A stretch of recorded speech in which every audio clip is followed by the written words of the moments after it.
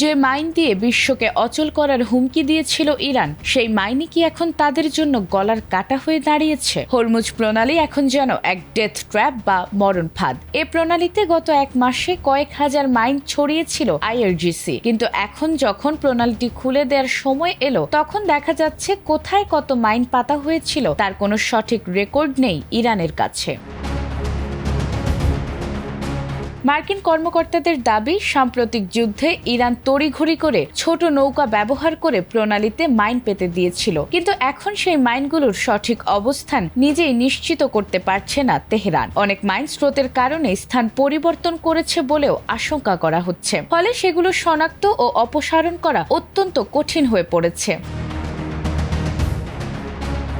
পূর্ব ঘটনা অনুযায়ী গত মাসে যুক্তরাষ্ট্র ও ইসরায়েলের সঙ্গে সংঘাত শুরুর পরই ইরান কৌশলগতভাবে হরমুজ প্রণালীকে অচল করার চেষ্টা চালিয়ে যাচ্ছে। ড্রোন, ক্ষেপণাস্ত্র হামলার হুমকি এবং মাইন বিস্তারের কারণে তেলবাহী জাহাজ সহ আন্তর্জাতিক নৌ চলাচল প্রায় বন্ধ হয়ে গেছে। এতে বৈশ্বিক জ্বালানি বাজারে অস্থিরতা দেখা দিয়েছে এবং বেড়েছে তেলের দাম। মূলত এই পরিস্থিতি ইরানকে আলোচনায় একটি শক্ত অবস্থানে নিয়ে এসেছে।